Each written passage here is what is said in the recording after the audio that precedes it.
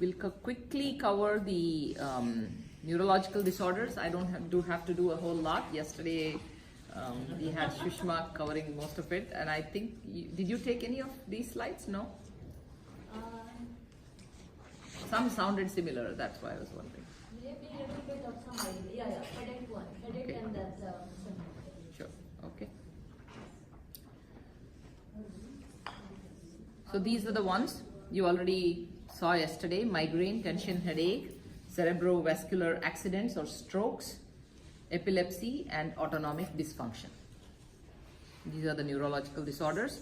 Basically, it's the structural, biochemical, and electrical abnormalities in the brain, spinal cord, and nerves.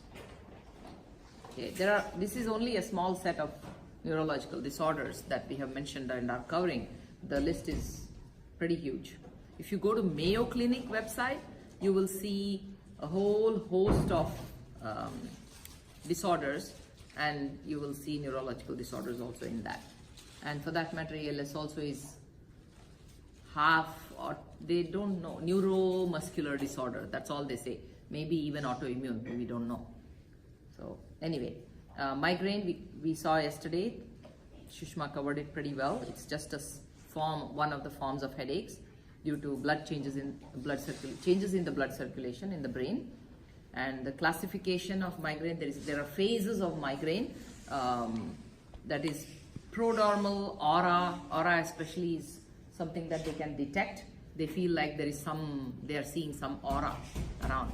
That happens before the real migraine hits. Some people, not always, but that's the sign of migraine headache. It's purely stress related. It's so stress related, you'll be surprised. And of course, the triggers can also be coffee and all these alcohol, various such things. And stress is a huge factor to that too. Stress and diet are the two factors, and it just simply can be managed or even reversed through yoga. And who else but me is a classic example and a case study for yoga therapy for migraine. I used to be, when I was working at Oracle, every third week had to be a migraine week. That's how bad. And last migraine I had was, I don't know, years ago. And just recently I had very interesting one side slight heaviness after like continuous 4 or 5 days of lack of sleep due to caregiving and all. One side was little heavy, and that's how much was the migraine left, the trigger, that too after such a trigger. So you can reverse, I can say that for sure. And so migraine is definitely workable. Then causes of migraine, we already covered this. Food and stress related, and sometimes even sensory overstimulation of sensory input. Movies can do that, changing flickering lights can do that, and strong odors can do that, so all that. And then symptoms we all saw yesterday. Classic symptom is of course one-sided headache, or some specific area there is a headache, and nausea. These are two. And then huge, you cannot stand up many a times. It's dizziness like no tomorrow. That's also there. And rest of those things also exist. And then we saw this allopathic, and people try to stay away from medicines, especially those who seek holistic health and holistic therapies. You as yoga therapists have to advise that please don't allow migraines to happen. Don't tolerate migraines. Migraine is a younger sister of epilepsy, and every attack of epilepsy kills millions of neurons, and every attack of migraine episode can kill hundreds of thousands of neurons. So you are actually degenerating your brain through these attacks. So it's good to prevent. It's okay to take medicines. Then you take the support of holistic health therapies, and then you start weaning off the medicine. So that is how you want. So it's permanent damage of neurons. Yeah. It's basically they are dead. So many neurons are dead, And yes, can they be reborn? Yes, but then how much, how much damage you already did.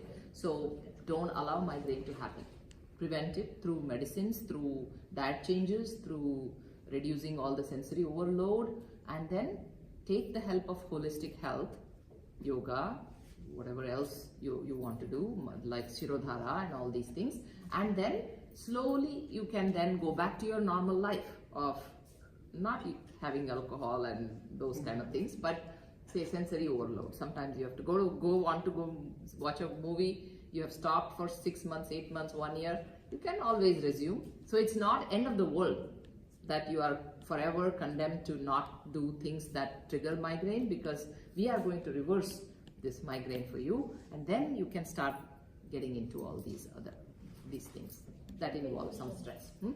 Vertigo is not neurological disorder, is it right?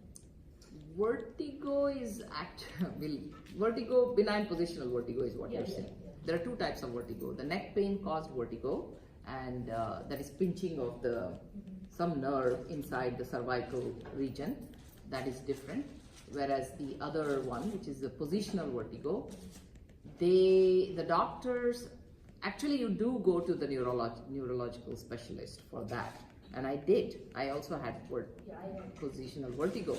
Believe me, I had tasted everything and I came back as if now positional vertigo has been a history for me last 5 years. No positional vertigo. So I went to a neurologist to think, oh, what's happening here? And the story he gave was such a, whatever you can read on the patient resources, right? Oh, we don't know what's the cause, and it just simply happens, and there are these eardrums, and there are cilia, and there is calcification, and there is that calcification exists, and you then get into this, and very funny explanation like that, right? And okay, you're telling me the functioning of the ear, what does that mean? Why do I not always get the vertigo if there is calcification in my ear? It doesn't just pop up and go back, right? So I asked this question, said, we don't know what is the reason, but it happens. Okay, all right. So I went all the way to neurologist to get that answer. So yes, it is very much neurological, and it's the brain's somehow, somewhere, some nerves are just oversensitive at that point, and they react very strongly to the changes in the ear canal and the calcification and the movement. But if you relax and you work on desensitizing, and you just, we also give look up, and children do that, looking up and rotating, right? Okay, all of you come up. Come off the mat. Here. Stand. And watch the demo, and then you are practicing at your own risk. Just stay away from all the objects around. So you look up and you start rotating like this. Oh yeah, kids do that all the time. And then start slowly and then keep going. I mean, of course, don't do this if you cannot. So this is the practice we give. Okay? And then slow down. Just don't close your eyes. So to get dizzy? To get dizzy or to prevent that? Prevent. And then you can also reverse. Go slow. Start slowly. With awareness. Full mindfulness. And as you go on practicing regularly, you go on speeding up. This is not when you have migraine, by the way. Exactly what Yeah, not when you have migraine. And then you just watch one spot and watch how things just slow down and come to a halt, and then you are fixed in your vision and in your perception of the objects. Is it for all kinds of migraine that we have? No, we are talking vertigo. She asked vertigo question and we switched the topic. Sorry. So practice this. Please stand up and don't overdo this. And we don't want, if you fall, it's your problem. So go ahead and try that. Yeah. You can try that. I'm totally comfortable. I know I'm going to be dizzy, so I'm practicing that. Actually, everybody should try. Slow is fine. You don't have to go one fast. question my daughter asked. Have you gone to the dentist like the previous day or something before I got a really bad attack of vertigo? But I couldn't correlate that why did he ask you? I was so much into the attack of the whole thing was happening. So I couldn't really, but it just coming to me that why did he ask vertigo to do dentist before the attack happened? Can you correlate putting the neck up or something? No idea. Has dentist problem associated with the vertigo? I have no idea. No. Because you're putting the neck up to the dentist, everything pinching over your area. Oh, that is not positional vertigo though. Just pinching with that. Then it's the pinching of the nerve here, cervical. After asking few questions, Okay, can we not change the topic? I'll come to that. Let's finish this. Anybody who tried, everybody who tried, come back to sitting position. What is really vertigo? Using the balance? No, vertigo is just you do this and the whole world rotates until for some time as if the whole world has rotated like that. And it just continues for some time and then you feel, okay, now you are fixed. But then you come back and do this, you might feel again. So if you change the position of your head, then you will start getting into that kind of a rotation, like the whole world rotates. Like what happens when you take your head up and rotate, and after a while what happens? You stop, but the world is still rotating for you, right? How many of you felt that way? Yeah, that's the vertigo, because technically you have stopped, but then you still feel that it's all moving, right? Why did that happen? Yes. Very good. There's fluid in the ear and there are cilia, the hair, small hair-like structures, and those hair detect, that's the proprioception, right? You want to put your leg here and you will know where your body is with respect to the spatial detection. And that happens through this cilia and various other things, right? Cognitively also it will send a signal and you know where you are with respect to the position, 3D position in the world. But when you have done that rotation or too much swinging and all, you feel that there is a dizziness that exists because the fluid is still moving and the cilia are detecting that, and it just simply hasn't stopped. Even though you have stopped, the fluid is still moving, and so it tells you that, oh yeah, the world is still moving because the hair is still oscillating there inside the cilia. All that signals are going. But they say there will be, as you age, there is calcification, and that calcification that is sort of moving anyway. It's floating in the fluid, and that gives you a wrong signal to the brain, and that's how you get into this dizziness. But then it's not just that. We have seen that a few stressful episodes will bring you vertigo, and then you relax and take all the DRT, do DRT for 2 days, and you are back to normal. This is all stress related, quite a established correlation between stress and vertigo, stress and epilepsy, stress and not epilepsy, sorry, we are talking headache. Lack of sleep deprivation. Sleep deprivation, definitely. I had one time vertigo when I went to India. I came back and I went to the doctor. They couldn't do anything, but one of my house, a friend doctor, he said it's dehydrated. They give many such reasons. I have seen that it's mainly stress related, but yes, all these other triggers exist. It could be because I was on a bus, crowded bus with the driver on the machine, 4 hours, and the wind was maybe. Fluid in the ear has nothing to do with the hydration per se. It's not like fluid suddenly changes in the ear because unless you are severely dehydrated. Yeah. I don't know what happens then. But fluid in the ear is constant, whether you drink a little more water or a little less water. We are not talking huge deprivation of water here. So, yeah, that causes many other problems before it causes fluid in the ear problem, okay? If you are severely dehydrated, there are like 1,000 things that go wrong immediately.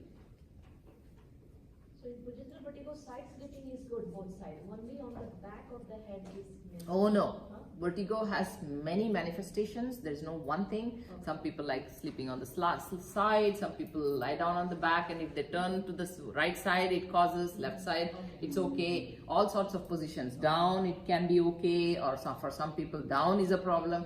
We don't know what is a problem.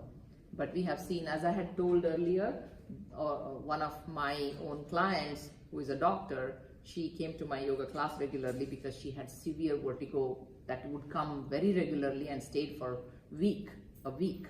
And then I gave her this desensitizing various asanas, not necessarily turning around like that, but anything you do slowly, like neck movements and various such things, sitting neck movements, don't give them standing neck movements, all those things. And then she said, oh, it's all about desensitizing. I said, yeah.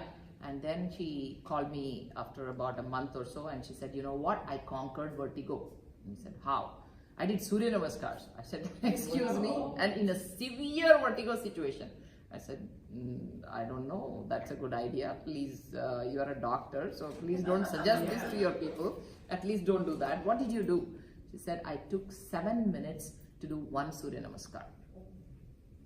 So very slowly she would bend back, very, very slowly, and then she just turned the head a little bit and the whole world rotates, and she waits and she turns a little bit more and the whole world rotates, and then she would come down also equally slowly, waiting for that rotation of that dizziness or whatever it is to keep coming down each time, and she worked on that. It's mindfulness for the most part what she practiced, and then she said her episodes started reducing. But it goes throwing up, vomiting, and all those. Yes, kind it of does things, everything. and- So it's neurological. It's quite neurological. Yeah. Same as what happens in migraine. They're all neurological disorders. So that's why people who have migraine also have a tendency for vertigo and all vata related problems. These are people who are like thin built and typical vata problems. I remember last Neurological problems are vata problems. Yes. few months back when Jyoti ji was here, she said we have to be very careful to differentiate between vertigo and dizziness. Correct. Because dizziness usually people associate, physicians associate with the lack of blood flow to the brain. But that is circulation. But this is neurological. Yeah. Can you do the same with the dizziness? No, you can't. You just say no. If it is lack of blood circulation to the head, Blood, there yeah. are the systemic problems. You have to figure out what that is. Yeah. Okay. And tension headache. This is different from migraine.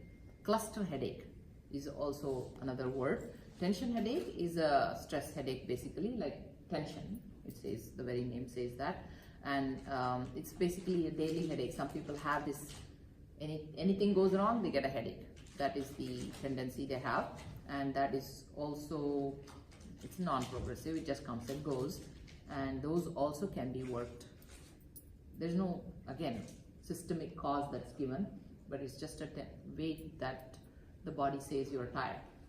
Some people develop back pain, some people develop headache. Headache is very common symptom for stress and tension. And but however, sometimes these headaches can become really complicated, and let's talk about that a little bit later. First, let's talk. Yeah, you copied something, that's why I knew. This slide, yeah. So tension causes of the tension headache, tightened muscles in the back and neck. That's a very common cause for that. Work pressure, family pressure, and it's just a pain, headache upon waking up, or maybe the hangover kind of headache, whatever. Lots of coffee, and when that coffee wears out, they get headache. So the more they rely on these kind of substances, because there is headache, the worse it gets. Yes. So you have to tell them that, to get rid of your headache, don't drink coffee, please. They do that. I have headache, let me drink coffee. It'll go away for some time, and then the crash comes. So, and then chronic fatigue happens eventually, right? Difficulty in sleeping because you have headache, and sensitivity to light and sound. And typical NSAIDs, non-steroidal anti-inflammatory medicine, that also is another huge problem. People take them because they feel good and they get used to it. That causes the digestive system to collapse eventually. The chances of you getting GI disorders, the inner lining gets worn out, so you develop ulcers, and then worse than that is liver. Liver, Tylenol is very well known to cause damage to the liver, and one recent case we have seen is that this person developed bile duct cancer and died at a young age. What was the major problem? Other than, of course, a very healthy diet and everything, he would be having a lot of NSAIDs, especially Tylenol. And bile duct cancer, you know who that is. Too much is So, too much.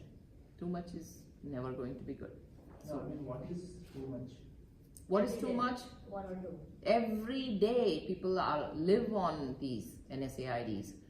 Painkiller addiction is a big addiction we have. We think that alcohol, drugs, these are the addictions that we have to worry about, right? No, we have to worry much more about the simple over-the-counter medicine addictions. Before that, we have to worry about the coffee addictions. Even before that, we have to worry about the sugar addiction. So, as yoga teachers, you have to, I know you will be talking to various people, you'll be talking to the parents, and the amount of sugar the parents feed their children, it's unbelievable. The pizza and the soda. All birthdays are filled with pizza and soda or juice. And all these over-the-counter juices are not juices. Some moms think, oh no, I don't give soda to my child, I give only juice. Go figure out how much sugar there is in those packeted juices. They are just sugar water. Yeah, 30 grams of sugar. Yeah, so all these kids, they don't understand that until they turn 18, 19, then the anxiety, depression, any of the disease that they get early in their like 20s and 30s is all because they have eaten too much sugar in their childhood. All the epigenetic changes accelerate, all that happens. So your duty to those who come to you for your yoga teaching or in a class, these are the things. Don't worry about the drug and the alcohol. Talk about these addictions.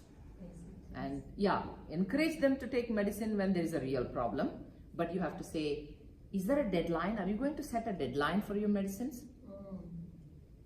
Now that you have brought yourself to this situation, okay, seek help. You have to get up and walk. So you need a walking stick, because if you decide, okay, I don't need anything and I don't take any medicine, then you are on the bed.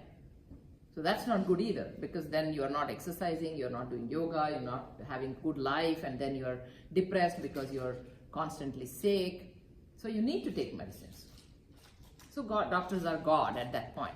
But then you have to, that God has to be replaced by some better God. So how do you do that? That's the thing you want to encourage. You have to say, go take medicine, come to us, and then give us a deadline. Give yourself a deadline and work with that. And tell us this is what you want to do, and we will set the goal for you and the practice for you. Help you set the goal and practices, and we'll work with you. That is the way. They have to pay, they have to commit, they have to have faith in the system. All that motivation job is yours. And then, believe me, they are willing to do that. Once they start seeing the results, they'll be happy to pay. Otherwise, it's just doctors and all the medicines are free because the insurance pays, your company is paying. Your company is paying for you to be sick. The company doesn't pay for yoga, for prevention. Nowadays, things are changing, but not so much yet. Insurance doesn't cover yoga per se. Some, healthcare reimbursement or some such thing, FSA and this and that, but that's If your not doctor much. dies, you can use your FSA money to go for alternative therapy. Yeah, but there is hardly any doctor that sort of does that, I know right? my doctor. For yoga? Yeah, she writes for Ayurveda consultation, she writes for yoga consultation. Can you give your doctor's name? We'll go meet and we'll start recommending such please. doctors. Yeah, she's so good. She's my American and she's so good. She Okay, totally we goes need for a it. list of these kind of doctors. Let's start a movement like that, right? Yes. Then other doctors also will change and we'll start recommending them. We'll have a list of doctors who we have as a recommendation. We'll say, hey, these are the doctors that encourage holistic health, and we'll have a network, yoga network of doctors. Yeah. We'll have our own network. How is that? Why should only insurance companies have networks? We'll say, here is a doctor, they take these insurances. Let's make that list. Who wants to take that as a project? They will get, you definitely, please. And we'll have somebody like that who can Yeah, get I want to register. President's Award, kind of Seva Award and all those things, right? President's, what is that? Some award, right, for the service. We also became one of the organizations. So you can work for us on such projects and come up with these lists, and we'll publish, happily we'll publish that. And doctors will want to come and join us. We have a big list of 5,000 people on our database. Why not? Okay. Okay, so that is the, how much time do we have? And I'll just quickly go over the next few minutes, all the practices. Yesterday we saw them, so it's not so hard. Cerebrovascular accidents or strokes. How many of you know what are strokes? Paralysis, basically. And paralysis is, it doesn't have to, usually we used to think it's one side, right? Yes, that's also possible, but there is also various different manifestations of this, presentations of stroke. United Nations says 120 days of therapy for these stroke patients, not the medicine therapy, massage therapy, yoga, all these various, therapies, holistic. They can come out of these strokes almost up to 90% or something. Somebody needs to get me that data. There is that data out there. And many, many developing countries have miserable families because of these strokes, and they don't have timely care. They don't know that these therapies are so simple as somebody giving them massage, physical therapy, occupational therapy, they're at their own home, by their spouses, by their caregivers, and then simple relaxation techniques, simple as just playing recording of Rudram and Chamakam. Rudram and Chamakam has done wonders in one case where this person was completely down, bedridden, and every day of just initially listening and then slowly, getting to chant bit here and there, he came out, and doctor said that's it, it's done. Few months. He lived for 2.5, 3 years after that, and came on a wheelchair and would do certain basic stuff. Not to do it. I think 4 or 5 years he lived after that. Quite mobile until he then eventually went on. So is that the United 120 days was the study? No, they have recommendation. That stroke, Who has recommended? United Nations Health, UN Health, WHO. Yeah, World Health World Organization. Health, WHO. Correct. Yeah, right. Something. This was told to me by Dr. Naveen of SVASA. He was saying this, and they wanted to do something along those lines for stroke patients, because that's pretty big in many countries, including India. And families are kind of totally the working member of the family getting into this, finished, as it is poor families. And what does it take? Really not much for them to come out of it and start going back to work. Okay, so blood flow in the brain is impaired by the blockage or rupture of the artery. That's what cerebrovascular accidents are. So this lack of oxygen to a certain part of the brain means 3 minutes of that is death of that part of the brain. But brain is very plastic. So some other part of the brain can take the function of the part of the brain that's dead. So it's possible. Brain is the most it's a wonder organ, and it can shift various centers and can adjust and manage. I always feel that like doing nadi should be every single day. just helps to oxygenate the brain. And I don't know, personally, I just think it's a fantastic It is. practice to do every single day. Perfect. We say that if you want to do only one pranayama, Narishuddhi pranayama. Yeah. How long? 15 minutes at least. Set the timer and do it. Initially you won't. By about 5-7 minutes you feel, pain in the shoulder and here and there, and also these have to develop. So you want to also add some neti and things like that, because first, if you kept doing 15 minutes every day, in the beginning itself, you may find yourself sinusitis and a bit irritated sinuses because there is a forced airflow in only one nostril. So you have to build it up, but just a few days and you will be able to build it up. Types of cerebrovascular accidents or ischemic strokes, as we call. Transient ischemic attack. That is, suddenly you feel an attack happening and then it completely reverses itself. So that's possible too. So it's transient attack, and that's already a warning sign. And cerebral thrombosis,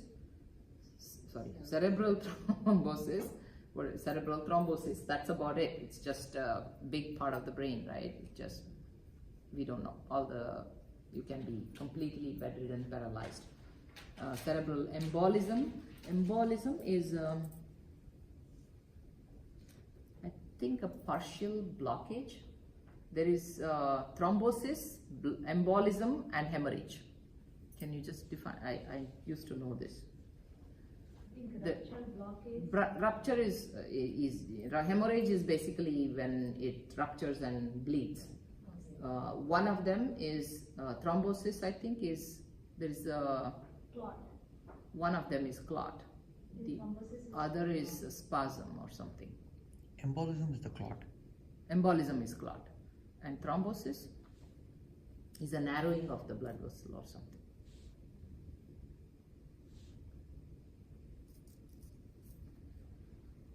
Blood clot forms in the brain's venous sinuses. And embolism also is blood clot. My understanding is that thrombosis, the clot is in the brain itself. Yeah.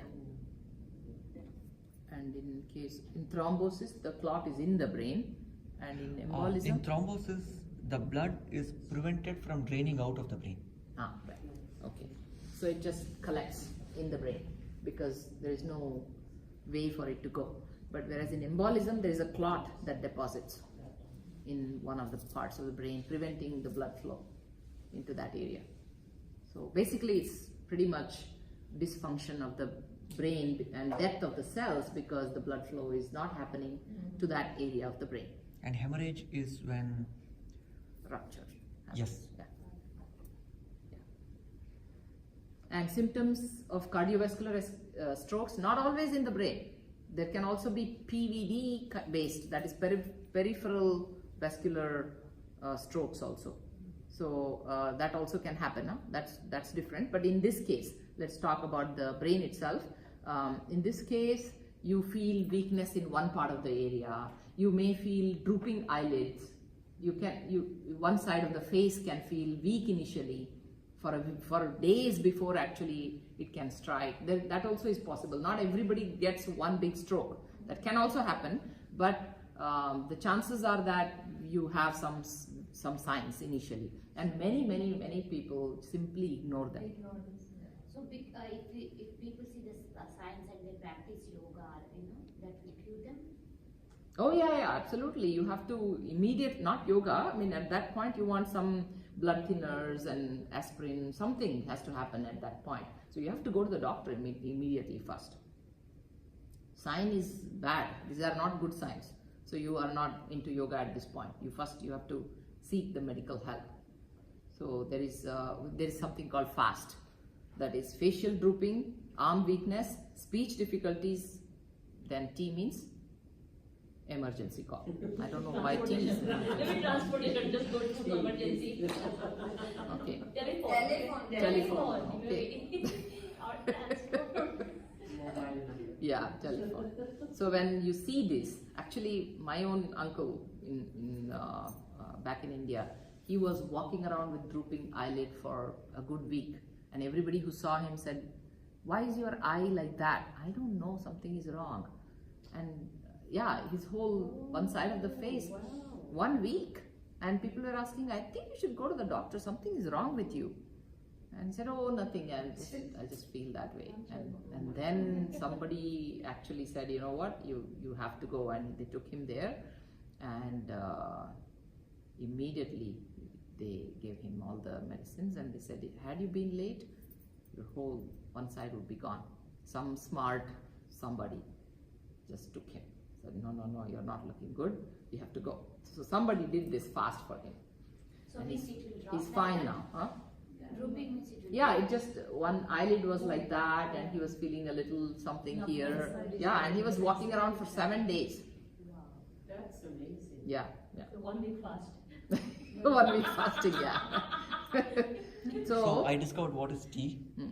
T stands for time. Time. So time is of the essence. Emergency services is essential. Okay, great. The T is time. So that is it. It's time. Time is a very important thing here to prevent the death of the cells. If they catch it in the first 3 hours, then they can administer a drug that will reverse the effect of the Yes. stroke. But if you don't catch it in the first 3 hours, they can't do it. Yeah. Yeah. Yeah. And then what happens? Then you can work on massage and, working on vibrations, giving them lots of, positive intentions and all. So things will still, different part of the brain will start picking up. So you are now retraining yourself. That dead part of the brain will not come alive. So when my dad had his first stroke, I went back like every 6 weeks, and I just became so aggressive with his therapy. I would watch the PTs and I was like, okay, let's do all the yogic versions of these. And then every time I would leave, like he would go into like what they call step down care, which means, now you don't need as much care. So they'd step it down, and it happened like 4 times like that. Awesome. Look at that. Yeah, Yeah. That's giving them quality of life at that point. yeah. Otherwise, they will live that long anyway, and they'll be miserable. And the first thing that happens is the mind. They are fully aware what's happening, and they suddenly feel totally dependent and helpless, and that's the worst part of this paralysis. And they cry. You can see the tears flowing out. They cannot say much. It's just very painful. Sometimes part of the brain is messed up. My grandpa was like that. He was 85 and things like that, so pretty old. But his only one side of the face was paralyzed, and speech was he could not connect the sentences to the words. Not always, but sometimes he would say something like that. Like for a plate, he would say, "Bring me a bowl," or some such thing. Something like for something big, bucket, he would say, "Bring me a glass." So that kind of, or vice versa.